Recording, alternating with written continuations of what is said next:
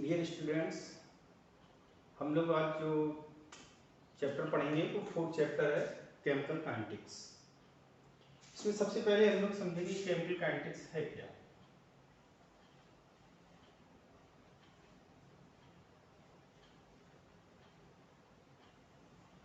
Chemistry की वो branch जिसमें हम rate of reaction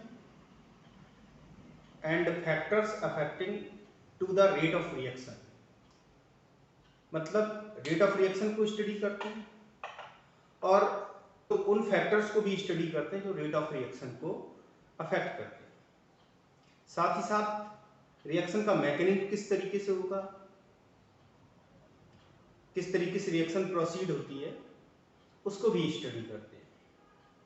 that branch of chemistry which deals with the rate of reaction, factors affecting the rate of reaction and mechanism of reaction is known as chemical kinetics. Second point जो हम लोग discuss करेंगे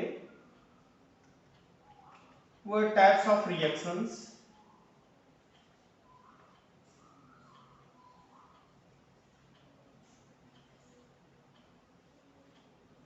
on base of rate.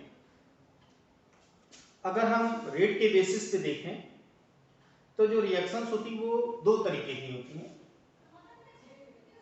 पहला कहलाता है slow reactions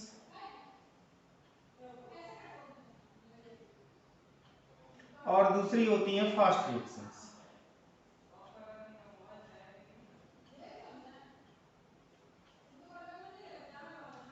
slow reactions का मतलब वो रिएक्शन जो 10⁻³ सेकेंड से ज्यादा टाइम ले, उन्हें कहा जाता है स्लो रिएक्शंस। और जो 10⁻³ सेकेंड से कम टाइम में ही कंप्लीट हो जाएं, वो कहलाते हैं फास्ट रिएक्शंस।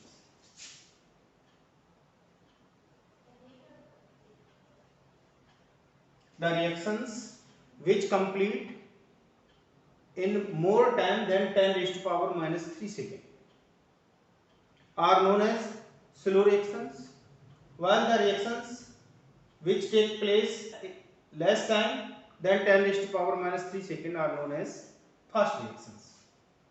इसके बाद हम लोग नेक्स्ट टॉपिक पे आते हैं और वो है rate of reaction.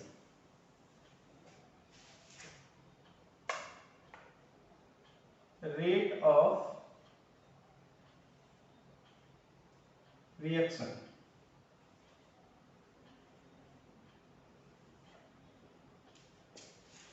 Rate of reaction का क्या मतलब, तो जब भी कोई रिएक्शन प्रोसीड होता है, कोई रिएक्शन चलती है, तो उसमें क्या होता है, रिएक्टेंट्स लिए जाते हैं और वो प्रोडक्ट में कन्वर्ट होते हैं। जब बिल्कुल रिएक्शन स्टार्ट होता है उस समय जो रिएक्टेंट्स का कंसंट्रेशन है वो R0 से रिप्रेजेंट किया जाता है। Mean to say concentration at time t=0। बिल्कुल जब रिएक्शन स्टार्ट हुआ उस समय जो कंसंट्रेशन है उसको R0 से रिप्रेजेंट करते हैं, और कंसंट्रेशन एट टाइम t इसको R से रिप्रेजेंट करते हैं। अब हम ये माने ले रहे हैं कि इसकी जो वैल्यू है वो A है और इसकी वैल्यू जो है वो A-x। मीन टू से initial concentration is A and the remaining concentration at time t is equal to A-x। तो जब इतना बचा, इसका मतलब x अमाउंट जो है वो प्रोडक्ट में कन्वर्ट हो गया। तो at time t equal to 0 the concentration of products will be 0, क्योंकि जब रिएक्शन बिल्कुल स्टार्ट होगा उसमें प्रोडक्ट नहीं होगा। लेकिन t समय जब निकल जाएगा तो उतने में इसका x कंसंट्रेशन कम हो गया, तो इसका x बन जाएगा। रेट ऑफ रिएक्शन, कोई भी रिएक्शन हो उसमें किसी भी रिएक्टेंट और किसी भी प्रोडक्ट के रेस्पेक्ट में लिखा जाता है। रेट ऑफ रिएक्शन का मतलब क्या है, the change in concentration of any reactant और product in unit time is known as rate of reaction. मतलब यूनिट टाइम में रिएक्टेंट का जितना कंसंट्रेशन चेंज हो जाए या जितना कंसंट्रेशन प्रोडक्ट का चेंज हो जाए उसे कहा जाता है rate of reaction. It is represented by plus minus dx upon dt।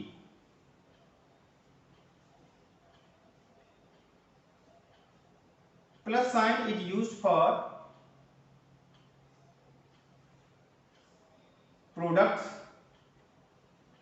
because concentration of products increases during the course of reaction, while minus sign is used with respect to reactants। Reactants का concentration कम हो रहा तो minus sign का use करेंगे, और अगर हम products के रेस्पेक्ट में लिखेंगे तो प्लस। यहाँ पे माइनस और प्लस का केवल इतना मतलब है कि हम किसके रेस्पेक्ट में रिएक्शन को, मैंने बताया कि किसी भी रिएक्टेंट के रेस्पेक्ट में भी देखा जा सकता है, किसी भी प्रोडक्ट के रेस्पेक्ट में देखा जा सकता है। तो अगर हम प्रोडक्ट के रेस्पेक्ट में देखते हैं तो प्रोडक्ट का कंसंट्रेशन इंक्रीज होता है, इसलिए प्लस साइन का यूज करेंगे, और अगर रिएक्टेंट्स के रेस्पेक्ट में देख रहे हैं तो रिएक्टेंट्स का कंसंट्रेशन डिक्रीज होता है, इसलिए माइनस साइन का यूज करेंगे। इसमें जो dx है, dx is change in concentration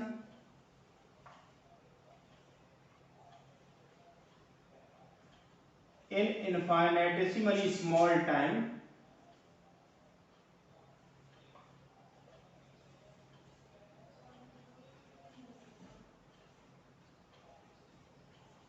dt। बहुत कम टाइम dt में जितना कंसंट्रेशन चेंज हो रहा है उसे dx से रिप्रेजेंट करें। अब अगर हम at time t rate of reaction देखें, at time t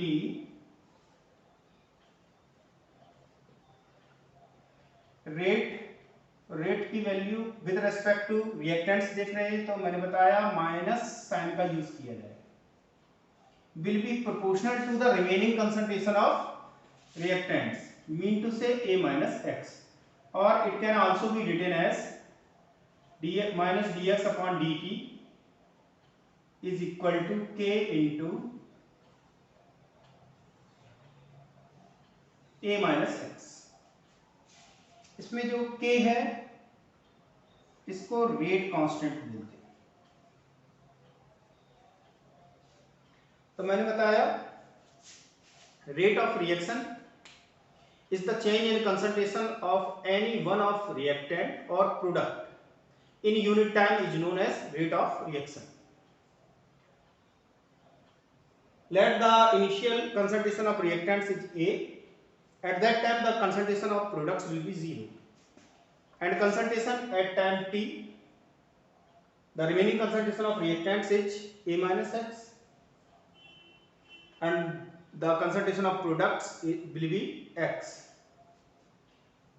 The rate of reaction is represented as plus minus dx upon dt, where plus sign is with respect to products while the minus sign is with respect to reactants.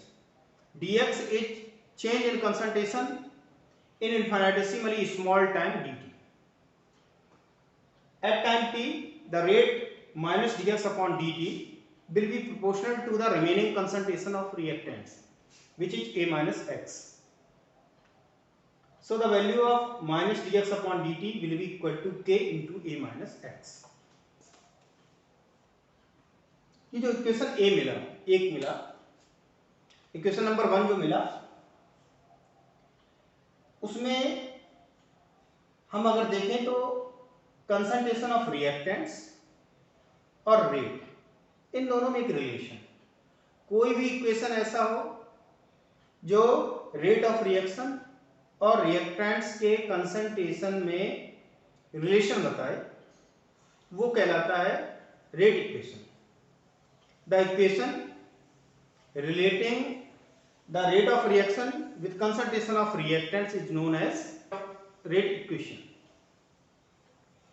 अब इसके बाद जो हम लोग next चीज पढ़ेंगे वो ये पढ़ेंगे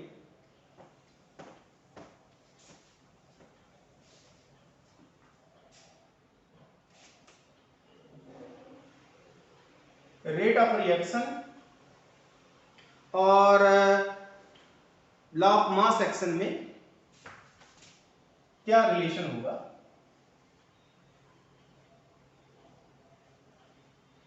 हम लोगों ने 11th में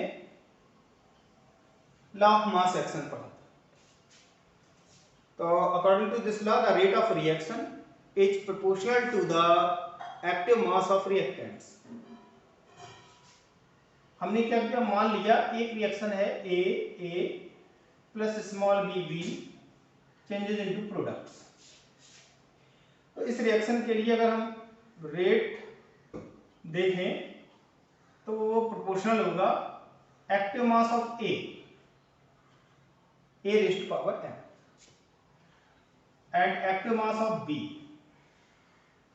mean to say concentration of b raised to power n, or it can also be written as r is equal to k into a raised to power m into b raised to power n। ये एक equation मिला। इस equation में जो m और n है इनको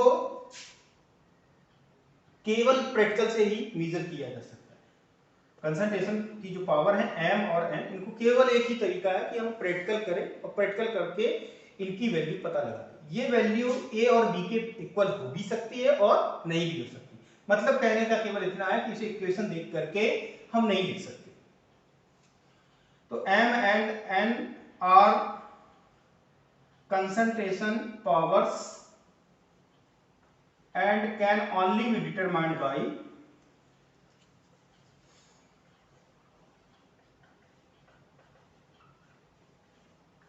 practical। ये जो वैल्यूज आएंगी वो a और b के इक्वल हो भी सकती हैं और नहीं भी हो सकती। ये जो इक्वेशन मिला ये भी अगर देखा जाए तो रेट ऑफ रिएक्शन और कंसंट्रेशन ऑफ रिएक्टेंट्स में रिलेशन बताता है। तो ये भी एक रेट इक्वेशन होगा। एक इक्वेशन हमने पहले बताया था, इक्वेशन 1, और ये इक्वेशन 2। अब हम लोग नेक्स्ट टॉपिक पर आते हैं और नेक्स्ट टॉपिक है टाइप्स ऑफ रेट्स। रेट को दो तरीके से डिटरमिन करते हैं। एक को कहते हैं average rate,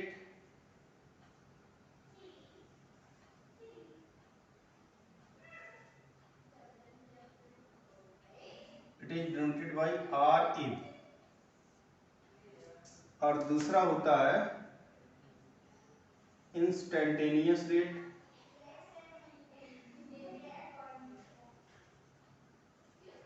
and it is denoted by R instantaneous। The rate calculated for a time interval is known as average rate। R average की जो वैल्यू होगी वो होगी चेंज इन कंसंट्रेशन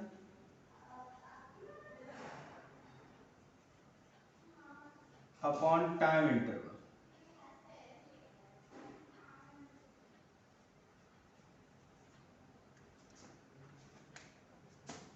जब रेट को एक टाइम पीरियड के लिए कैलकुलेट किया जाता है तो उसे एवरेज रेट कहते हैं, और इसकी वैल्यू होगी change in concentration upon time interval. अगर एवरेज रेट को कैलकुलेट किया जाए विथ रेस्पेक्ट टू रिएक्टेंट, तो हम ये माने ले रहे हैं कि टाइम T1 पर कंसंट्रेशन ऑफ रिएक्टेंट्स जो है वो R1 है,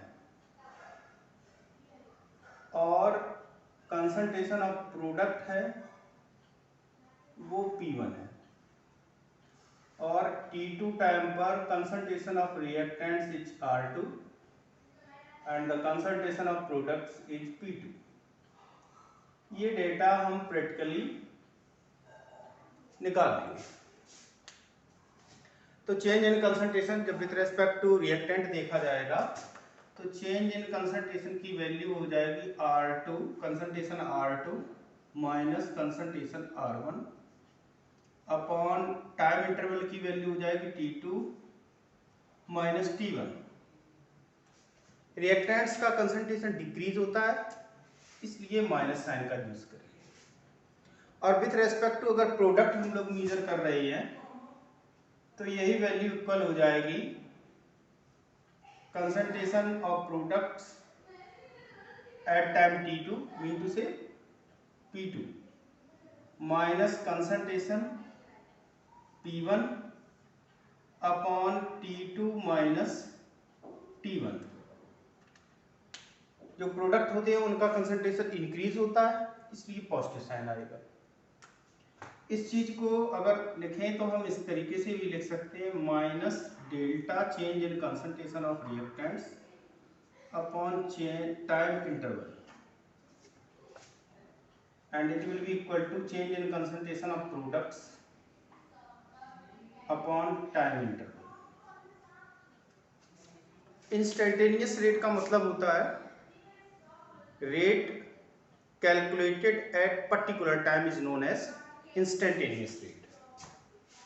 और instantaneous will be equal to limit delta t tends to 0, मतलब टाइम इंटरवल 0 है।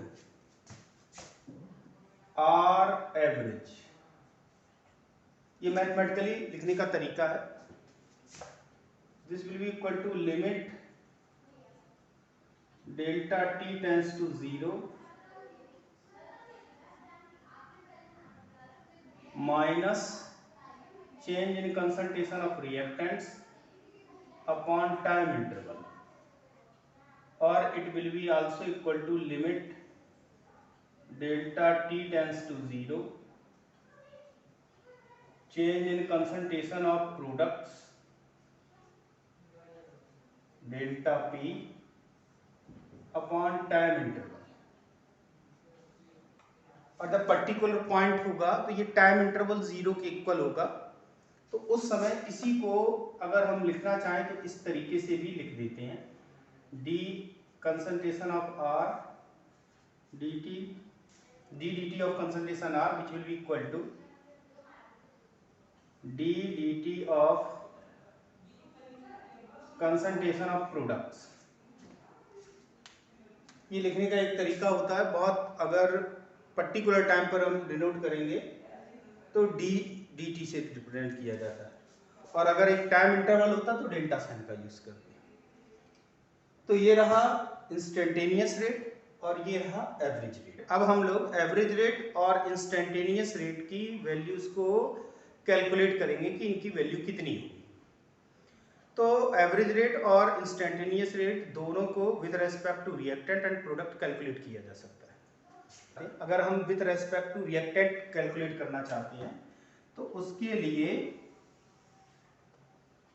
Concentration of reactant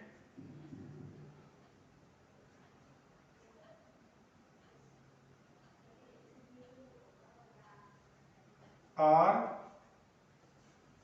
versus time, R versus time graph plot करेंगे, और ये जो कर्व मिलेगा वो इस तरीके से मिलेगा,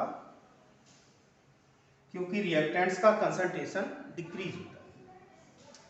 अब हम क्या करेंगे, T1 और T2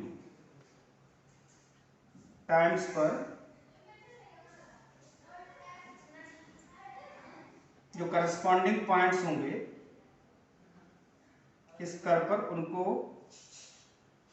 डिटरमिन करेंगे और फिर उनको परपेंडिकुलरली कंसंट्रेशन एक्सिस से मिला देंगे। तो यहां पर जो वैल्यू होगी वो हो जाएगी R1 mean to say concentration at time T1, और यहां पर जो हमें वैल्यू मिलेगी that will be R2 mean to say concentration at time T2। और ये जो सेगमेंट मिलेगा ये चेंज इन कंसंट्रेशन को रिप्रेजेंट करेगा।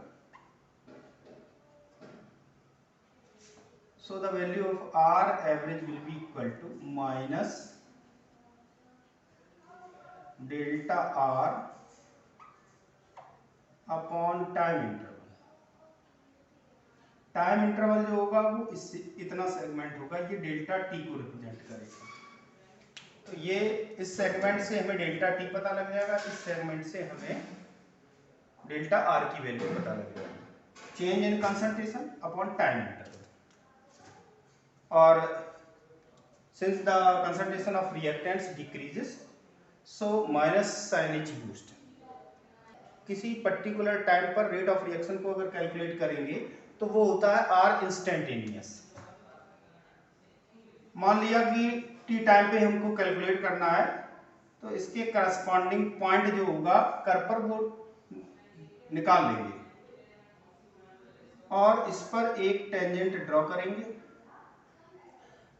इस टेंजेंट के एंड्स को परपेंडिकुलरली मिला देंगे। ये जो सेगमेंट होगा ये डी आर को रिप्रेजेंट करेगा,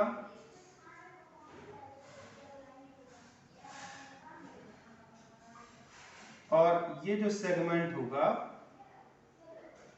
वो डी टी को रिप्रेजेंट करेगा। तो R instantaneous will be equal to minus d d t of concentration R. This segment is equal to D concentration of R and this segment is equal to dt. तो इस तरीके से हम with respect to reactants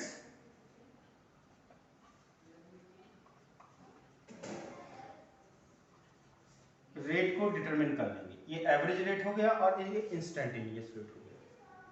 इसी तरीके से जब अगर हमें with respect to product average rate और इंस्टेंटेनियस रेट कैलकुलेट करना होगा, तो उसके लिए भी हम एक कर्व ड्रॉ करेंगे। That will be concentration of product versus time. और प्रोडक्ट्स का कंसंट्रेशन इंक्रीज होता है, इसलिए जो हमें कर्व मिलेगा वो इस तरीके से मिलेगा। अब हम T1 और T2 टाइम्स के करस्पॉन्डिंग पॉइंट्स इस पर देखेंगे और इनको परपेंडिकुलरली कंसंट्रेशन एक्सिस पे मिला देंगे। तो T1 टाइम पर जो कंसंट्रेशन होगा दैट विल बी P1 और T2 टाइम के करस्पॉन्डिंग जो कंसंट्रेशन होगा that will B P2। This segment will be equal to change in concentration of product, mean to say delta P, and this segment will be equal to time interval. So average rate with respect to product will be change in concentration of products, change in concentration of product upon time interval। ये change in concentration of product को represent करेगा और ये segment time interval को represent करेगा। तो इस तरीके से एवरेज रेट निकल आएगा। अब अगर हमें पर्टिकुलर टाइम टी पर इंस्टेंटेनियस रेट निकालना है तो उसके करस्पॉन्डिंग इस पे पॉइंट ट्रेस करेंगे कौन सा है, और फिर इस पर एक टेंजेंट ड्रॉ करेंगे और इसके किनारों को परपेंडिकुलरली मिला देंगे। तो ये इतना जो सेगमेंट होगा that will represent dp and this segment represents dt.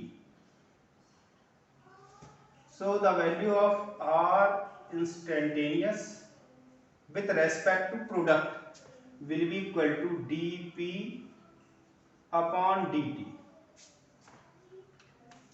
So this is for the rate of reaction, mean to say either average or instantaneous with respect to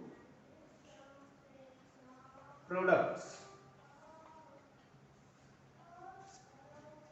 तो ये रहा कि टाइप्स ऑफ रिएक्शन कितने तरीके के होते हैं। तो मैंने दो तरीके को बताया, एवरेज और इंस्टेंटेनियस, और उसको कैसे डिटरमाइन किया जाएगा वो बताया।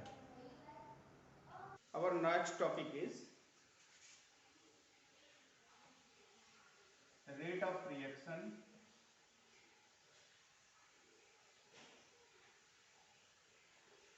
in terms of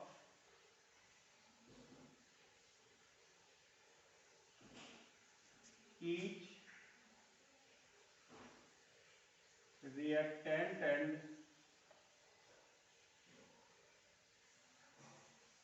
product।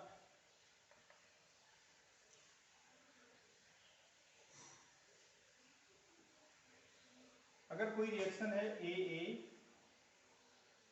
Plus BB changes into CC plus DD, तो जो रेट ऑफ रिएक्शन है वो किसी भी रिएक्टेंट और किसी भी प्रोडक्ट के रेस्पेक्ट में लिखा जा सकता है।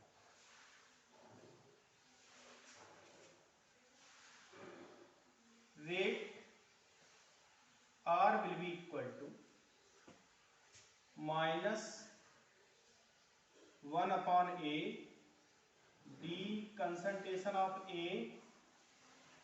upon dt, which will be equal to -1/B d concentration of B upon dt, and it will be equal to 1/C d concentration of C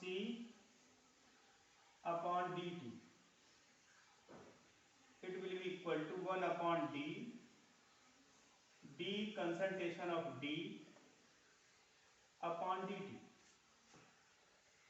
ये रिएक्टेंट है, ए रिएक्टेंट है तो इसलिए माइनस का यूज किया, बी भी रिएक्टेंट है इसलिए माइनस साइन यूज किया गया, सी प्रोडक्ट है इसलिए पॉजिटिव साइन का प्रयोग किया गया, और डी भी प्रोडक्ट है इसलिए पॉजिटिव साइन का प्रयोग किया गया।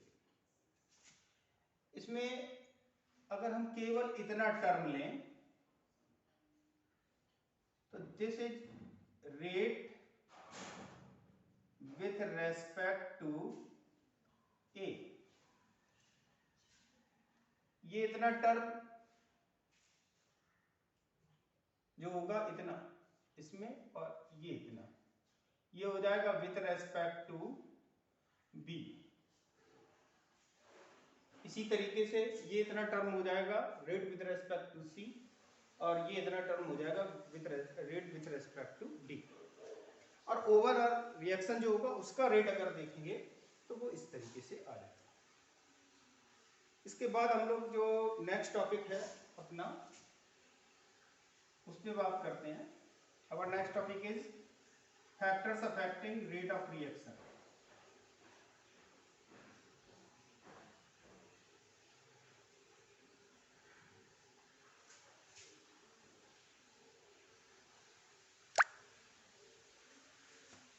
तो जो रेट होता है उस पर सब किन किन फैक्टर्स का इफेक्ट पड़ता है। First is temperature. टेम्परेचर अगर इंक्रीज किया जाता है तो रेट ऑफ रिएक्शन इंक्रीज होता है। जनरली ऐसा देखा गया कि जो रेट ऑफ रिएक्शन होता है वो टेम्परेचर इंक्रीज करने पर इंक्रीज होता है। Second is nature and concentration of reactants.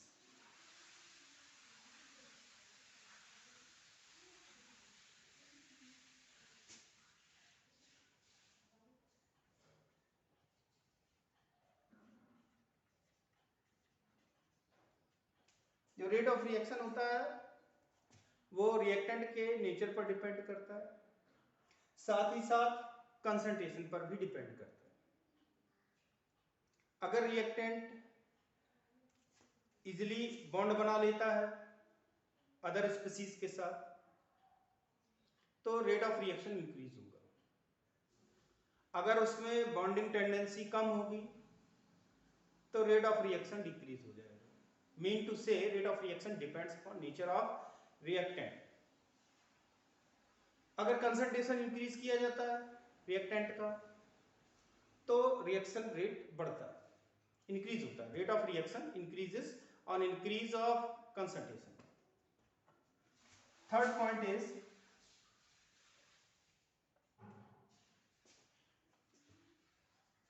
Radiation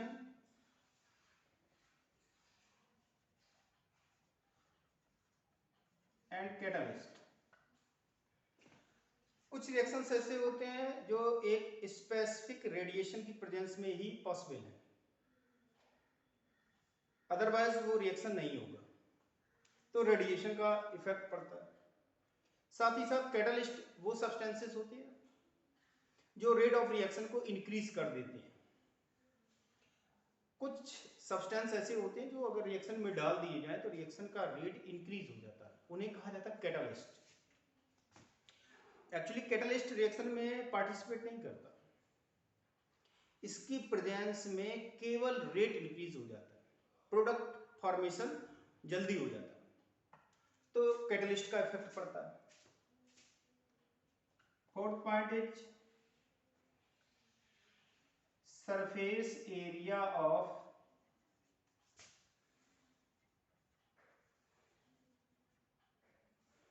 reactant. अगर रिएक्टेंट को एक पीस के रूप में लिया जाए तो वो कम इफेक्टिव होता है, इजीली रिएक्ट नहीं करता। लेकिन अगर उसका पाउडर बना दे तो सरफेस एरिया इंक्रीज हो जाता है, जिससे रेट ऑफ रिएक्शन इंक्रीज हो जाता है। तो increase in surface area also increases the rate of reaction. And last point is pressure. If reactants are in gaseous state, then pressure also affect the rate of reaction. अगर gas होगी तो उसमें pressure का effect पड़ता है। इसके बाद हम लोग अगली बात और करते हैं, रेट कांस्टेंट।